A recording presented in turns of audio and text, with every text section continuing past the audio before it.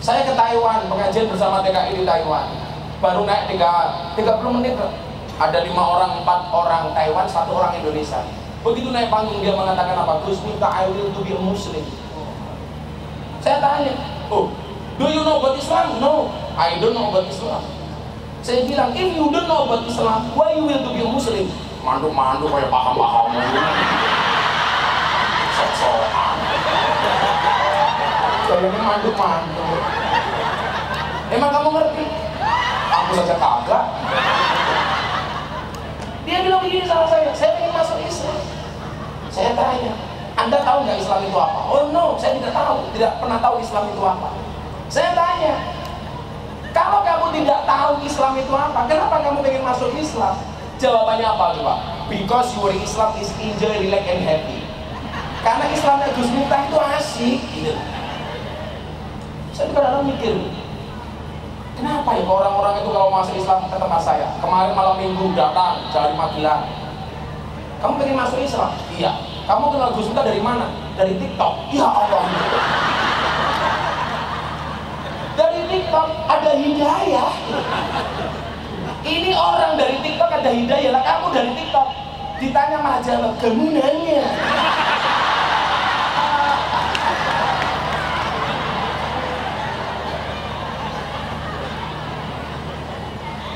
Ya kalau mau viral tuh kayak Buya Ar-Razi gitu. Viral karena prestasi, viral karena ilmu. Nah sekarang kan kebanyakan apa Pak? Viral karena sensasi. Masa kayak kejadian di Surabaya, cewek kebaya merah di-upload, di-posting. Dan celakanya saya pas nonton gitu.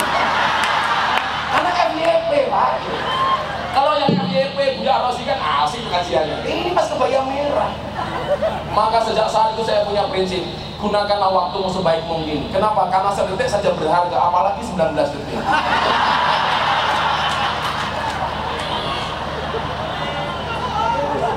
Pak Iwan, kebaya apa itu tanya, kebaya merah itu apa?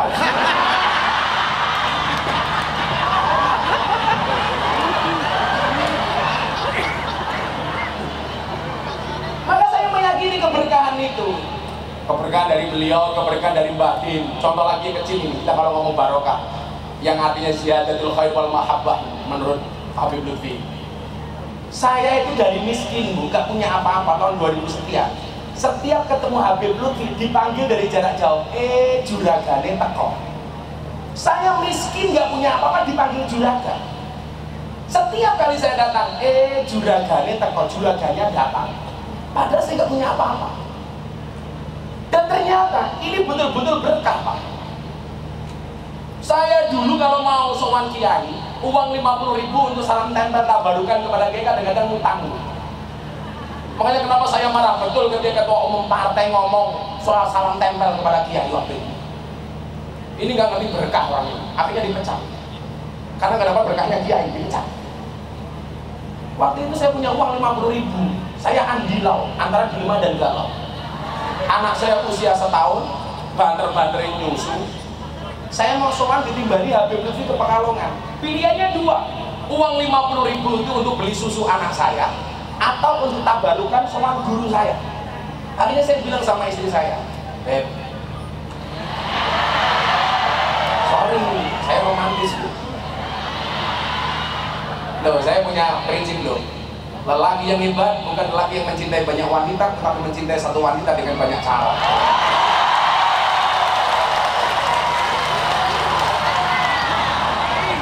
Saya harus ngomong itu. Tahu kenapa? Karena direkam kamera.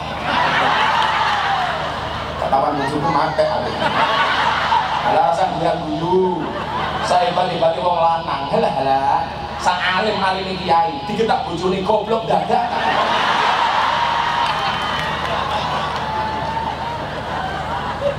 Karena Buya Ar-Razi apa dia? Perempuan itu karakternya satu. Kalau disakiti nggak pernah lupa, kalau menyakiti nggak pernah ingat. Itulah perempuan.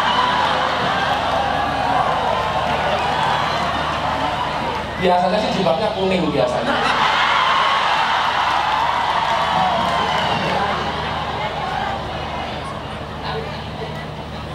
Waktu itu saya bingung, bilang sama istri saya, saya mau sholat Abbaludi ini punya uang 50.000, susunya anak nanti saja ya.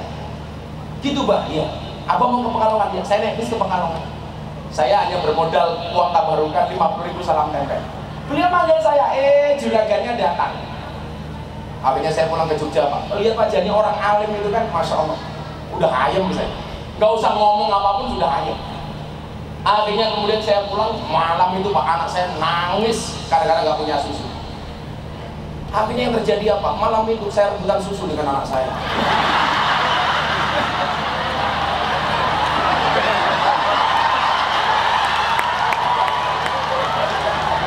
Lo kan dulu yang viral Bahari juga terkait susu.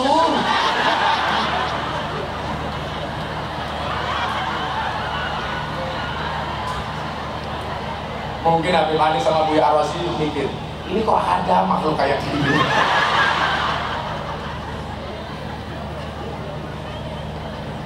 Nah, soal keberkahan dari mbah saya tadi itu, izin Abu Halim. Miftah Maulana Habibur Rahman, coba Anda hitung pas ke 18 sampai mbah saya. Miftah Maulana Habibur Rahman, Muhammad Muradi, Muhammad Boniran, Kiai Usman, Jalal Iman, Karyonawi, Madarum, Kiai Ilyas, Muhammad Besari yang makamnya di Ponorogo. Muhammad Besari, Jetis, leres lah. Muhammad Besari ini punya bapak, makamnya di Caruban, namanya Anom Besari. Lah, Habib Anis, Anom Besari ini punya istri Sarifah, dinikah sama Akhwal, mbak saya Akhwal. Itu kenapa di belakang. Kiai Anom Besari yang makamnya di Caruban punya bapak namanya Kiai Abdullah Mursad, makamnya di Kediri. Abdullah Mursad punya bapak namanya Raden Demak. Raden Demak punya bapak namanya Pangeran Demak. Punya bapak namanya Panembahan Praworo. Punya bapak namanya Susuan Wirasmoro. Punya bapak namanya Sultan Trenggono. Punya bapak namanya Raden Patah. Punya bapak namanya Prabu Brawijaya. 18 terah tumilah dari saya sampai saya. Kenapa kok saya malu? Mbah Muhammad Besari ini punya anak 9. Anak nomor 7 namanya Kiai Ilyas mbah saya. Kiai Ilyas itu punya anak 3. Satu Nyai Madarum, kemudian Kiai Hasan Besari. Top-topnya Ponorogo itu Tegalsari zaman Kiai Hasan Besari. Tapi mohon maaf kalau Anda mengatakan Ki Ageng, itu bukan Hasan Besari, tapi Muhammad Besari. Yang kemarin PWNU bikin istighosa di makam mbah saya itu. Saya malu kenapa? Mbah Hasan Besari itu ketika mimpin pesantren di Tegalsari, santrinya hampir 20.000. Dia punya murid top, Pujangga Keraton Solo, Ronggo Warsito. Punya murid top. Siapa? Ontowiryo. Anda tahu siapa nama komplit Ontowiryo? Kiai Haji Bendoro Raden Mas Abdul Hamid Ontowiryo Mustahar Heru Cokro, Senopati ing Ngalogo, Sayyidin Panotogomo, Amirul Mukminin Khalifatullah Tanah Jawa, pahlawan Gua Semarang, Pangeran Diponegoro. Kenapa saya malu? Mbak saya muridnya Pangeran Diponegoro, Ronggo Warsito. Lah Miftah muridnya begini. Karena aku malu. Baina sama wasumur satu. Perbandingannya ini malu saya. Walaupun saya punya alasan. Waktu itu Buya, lokalisasi di Jogja itu merisaukan tahun 99. Ini banyak PSK yang curhat sama saya. Saya tinggal di masjid. Waktu itu saya jadi James Bond, jaga masjid dan kebun. Kebetulan kampung saya ini kampung preman, jadi banyak anak-anak lokalisasi yang viral ini. Akhirnya waktu itu saya putuskan untuk masuk ke dunia itu. Saya juga punya dasar. Kula saya ini dakasurah ilal adaba. Segala sesuatu kalau jumlahnya banyak itu pasti murah kecuali adab. Adab semakin banyak harganya semakin mahal. Tapi kalau kita mau jadi yang mahal gampang, jadilah yang sedikit. Barang itu kalau sedikit langka, kalau langka antik, kalau antik harganya mahal. Makanya kenapa emas lebih mahal dibandingkan batu? Karena jumlah batu lebih banyak dibandingkan emas. Kalau sedikit langka, antik harganya mahal. Kiai itu banyak.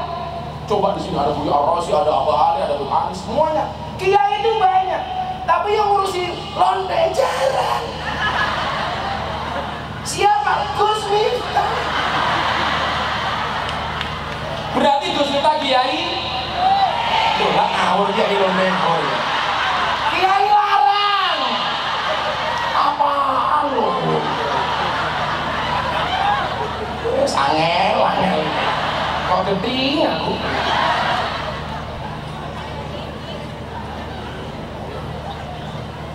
Orang yang dukung saya siapa? Abah Lutfi, Mbah Dimyati, termasuk beliau. Lanjutkan, nah. Termasuk Bang Maimun. Lanjutkan nih, gak apa-apa. Sini aja, main ranu. Selamatan di sini ya. Dijawab sing Banten. Bapak NU, Ibu Mus. Kamu semangat, kenapa? Muslimat. Bapak NU, Ibu Mus. Kakang Ansor, Ade Fatayat, tahlilane saben malam, mulai tahlilan padha nggawa rahmat berkat sendiri. Tapi yo karena bener Ibnu Hajar Al-Asqalani itu kan mengatakan begini. Zikra yaumil wafati li ba'dil auliya wal ulama la yanhahu syariah. Kenapa dia mengatakan memperingati hari kematian para ulama, sebagian ulama dan aulia itu boleh-boleh saja karena la yanhahu syariatul hurra, karena memang tidak melanggar syariat. Ternyata alasan dia ada 3. Yang pertama, minha ziyaratul kubur wa tasadduqu bil ma'akil wal masyarib, karena di dalamnya ada sedekah makanan dan minuman. Jadi lah jenengan jawab berkati ya lumrah gitu. Kan rupane kaya takir kabeh gitu. Tahlilane saben malam, mulai tahlilan padha nggawa sholatu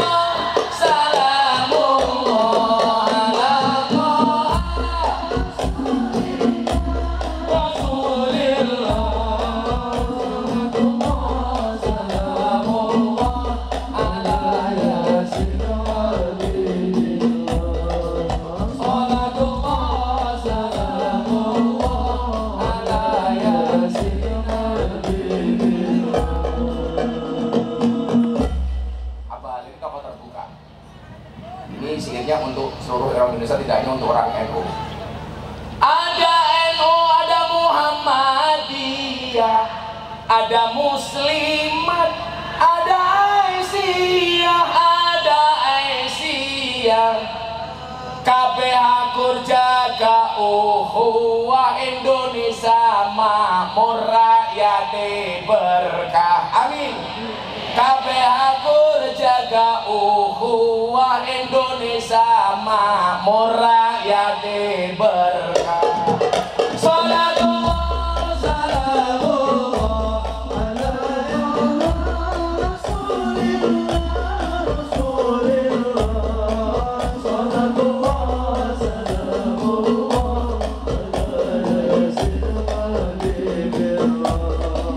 Salatullah salamullah ala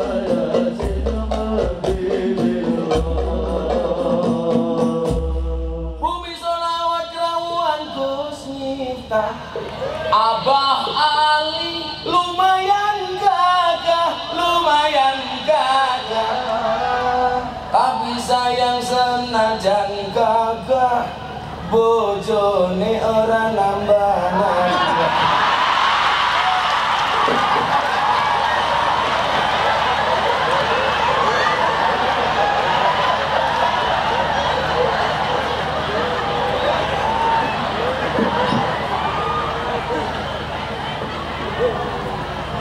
Cara bahasanya Abah Ali apa? Are you understand? Yes. Niki lah niki pesan Mbah Hamid Kajoran Magelang. Kenapa pondok namanya Oraji itu karena saya mengambil dari daunnya Mbah Hamid. Mbah Hamid Kajoran, bukan Mbah Hamid Pasuruan. Mbah Hamid itu wali yang ngundang ada Pasuruan, ada kajaran. Wong urip ning ngalam donya iku ngono mung sedela bodho asor apes ino awan bengi do sulaya bodho asor apes ino awan bengi do sulaya.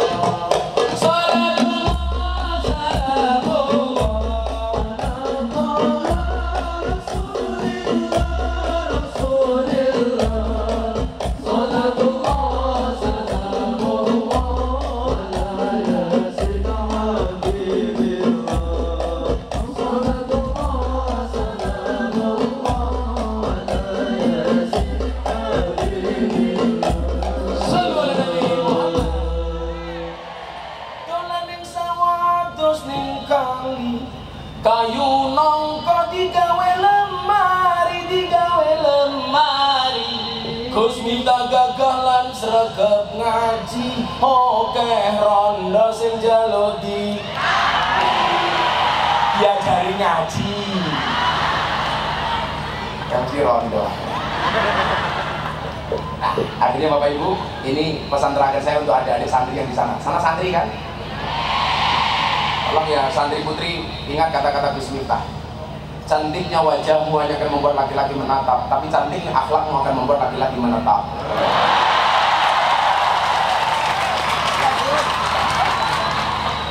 Makanya please gak usah pacaran di pondok pesantren. Ingat, orang pacaran itu seperti orang kencing di dalam celana. Maksudnya apa? Semua orang bisa melihat tapi tidak bisa merasakan kehangatannya.